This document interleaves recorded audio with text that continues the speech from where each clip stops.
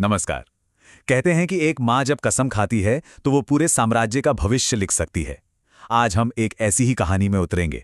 ये कहानी है वफादारी की, धोखे की और एक ऐसे हीरो के बनने की जिसकी पूरी दुनिया एक माँ के अटूट इरादे पर टिकी थी। जरा सोचिए, क्या हो अगर वो लोग जिन पर हम अपनी जान से ज्यादा भरोसा करते हैं, वही हमारी पीठ में छुरा घोंप दें। हमारी कहानी की शुरुआत इसी एक चुपते हुए सवाल से होती है।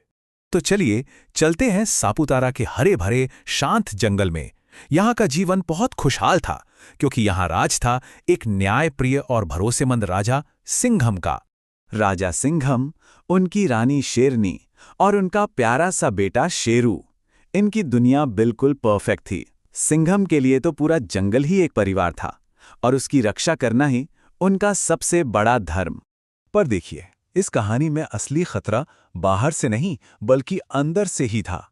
सिंघम के चार सबसे करीबी दोस्त, तेज रफ्तार चीता, जबरदस्त ताकत वाला बाघ, झुंड में हमला करने वाला भेड़िया और चालाक लोमड़ी। सिंघम को इन पर आंख बंद करके भरोसा था। लेकिन रानी शेरनी की आंखें वो देख सकती थीं जो राजा नहीं देख पा रहे थे। उन्होंने इस दोस्ती के पीछे छिपे खतरे को पहचान लिया था। उन्होंने राजा को चिताया भी, पर सिंघम अपने दोस्तों पर इतना यकीन करता था कि उसने इस बात को अनसुना कर दिया। और फिर एक दिन वही हुआ जिसका डर था। जब सिंघम जंगल में गश्त पर अकेला था तो उन्हीं चार दोस्तों ने मिलकर उस पर हमला कर दिया।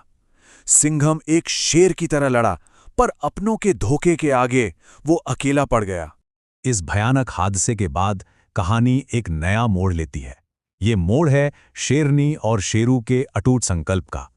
अपने पति के बेजान शरीर के पास शेरनी के आंसू एक ज्वाला में बदल गए।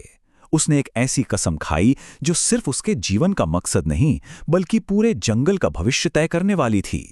अब शेरनी के सामने सबसे बड़ी चुनौती थी अपने बेटे शेरू की जान बचाना। वो उसे लेकर एक अनजान जंगल की तरफ भाग निकली और पीछे बाघ ने खुद को बाघ सिंह घोषित कर दिया और डर के दम पे सापुतारा पर अपना राज कायम कर लिया।